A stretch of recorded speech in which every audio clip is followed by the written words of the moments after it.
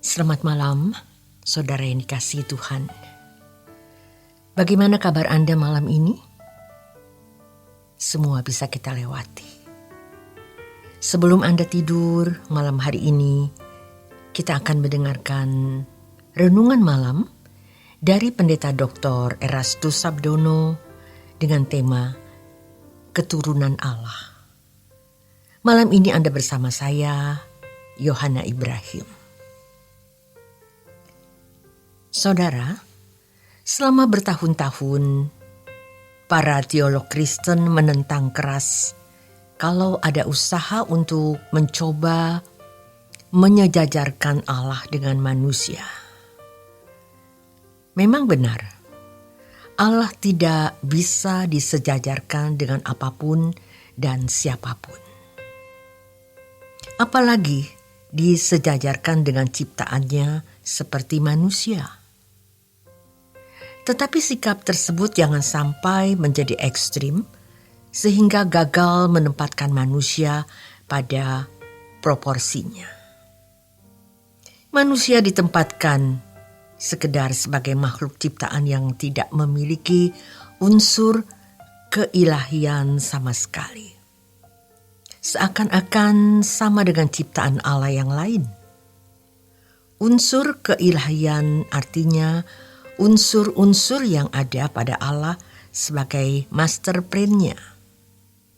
Unsur-unsur itu adalah kemampuan moralnya. Alkitab jelas menunjukkan bahwa manusia diciptakan menurut rupa dan gambar Allah. Pernyataan ini sendiri sudah memberi indikasi bahwa ada unsur-unsur yang ada pada Allah juga pada manusia. Dalam Alkitab dikatakan bahwa Adam adalah anak Allah. Lukas 3 ayat yang ke-38. Lebih tegas dan kontroversi lagi, Paulus menyatakan bahwa manusia adalah keturunan Allah. Kisah Rasul 17 ayat yang ke-28 sampai 29. Kata keturunan dalam teks aslinya adalah genos. Ristok. Kata yang sama digunakan untuk pengertian keturunan secara umum. Pernyataan ini bukan bermaksud meninggikan derajat manusia dan melecehkan Allah. Paulus sendiri yang kita percayai memiliki karunia untuk menyampaikan pesan Allah pun menyatakan demikian. Pernyataan Paulus bukan tidak berdasar, sebab kalau kita memperhatikan kisah penciptaan manusia, maka kita dapati bahwa roh manusia bukanlah sesuatu yang berasal dari sumber lain. Roh manusia bukan diciptakan, tetapi dikeluarkan dari dalam diri Allah. Jadi, roh manusia adalah roh yang berasal dari Allah sendiri. Roh manusia tidak bisa dikatakan diciptakan sebab keluar dari diri Allah ketika Allah menghembuskan nafasnya. Kejadian 2 ayat yang ke-7.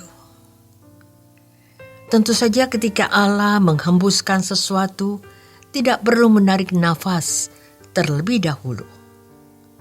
Dalam hal ini, berarti ada sesuatu yang berasal dari diri Allah, mengalir keluar.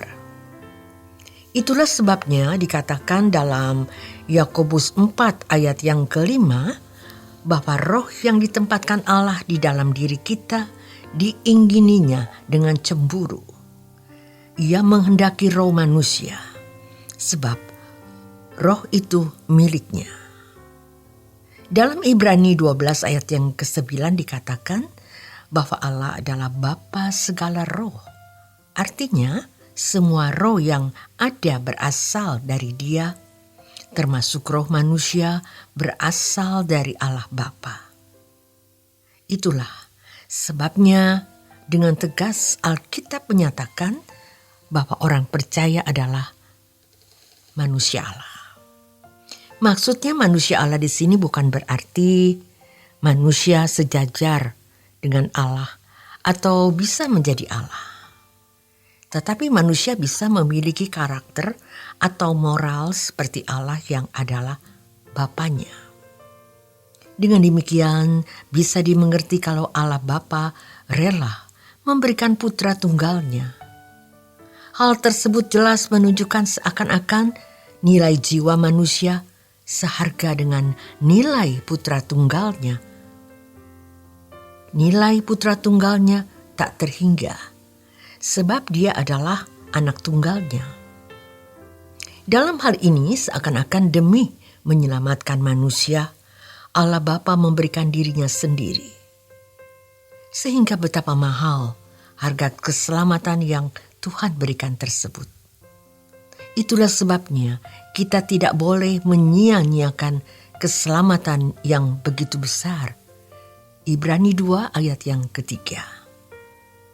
Dengan memahami hal ini, maka seseorang dapat menghargai dirinya sendiri dengan benar.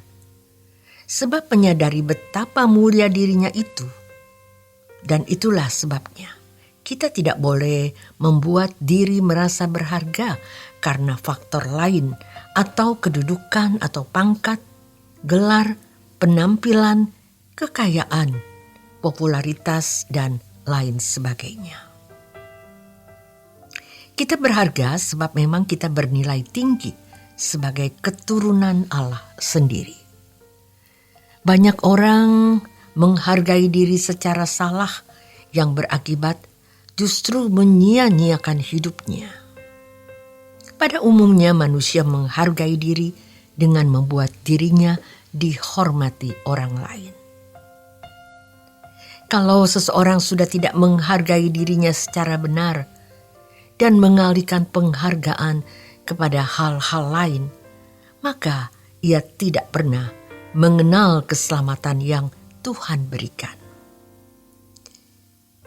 Pernyataan dalam Yohanes 1 ayat 12 sama maknanya dengan Yohanes 10 ayat yang ke-10, bahwa Tuhan Yesus datang untuk memberi hidup, agar manusia memiliki hidup tersebut dalam kelimpahan.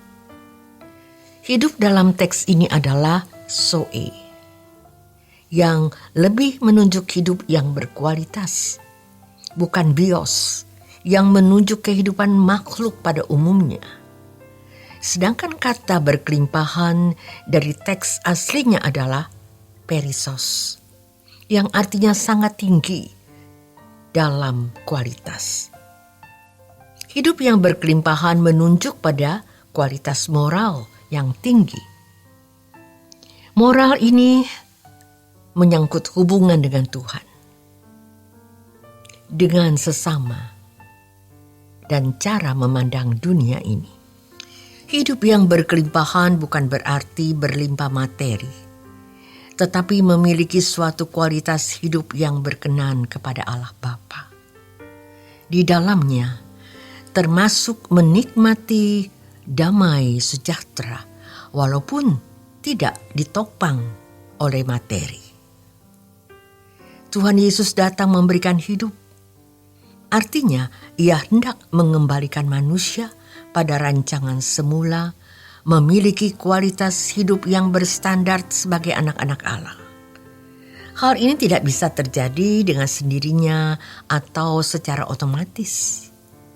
Orang Kristen atau yang mengaku percaya dan menerima, dia tidak dengan sendirinya memiliki hidup yang berkelimpahan tersebut.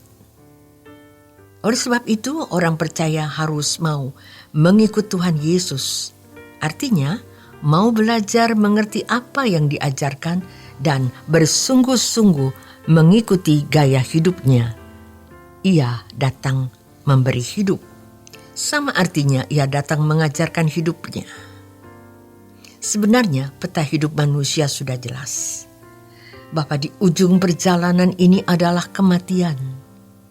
Jika kita mati, maka tidak ada satupun benda dan kehormatan manusia yang kita telah perjuangkan selama hidup akan kita bawa. Sebagaimana kita datang sendiri, kita akan pulang sendiri. Sebagaimana kita tanpa membawa apa-apa datang ke dunia ini, maka akan kembali dengan tidak membawa apapun juga. Ini adalah sesuatu yang pasti. Seharusnya kita memikirkan apa yang bisa kita bawa sebagai bekal kekal dalam kehidupan yang akan datang nanti. Kita berharga sebab memang kita bernilai tinggi sebagai keturunan Allah sendiri. Terima kasih untuk kebersamaan Anda di Renungan Malam. Selamat menikmati malam Anda bersama keluarga dan orang-orang yang Anda kasihi. Selamat beristirahat. Tuhan Yesus memberkati.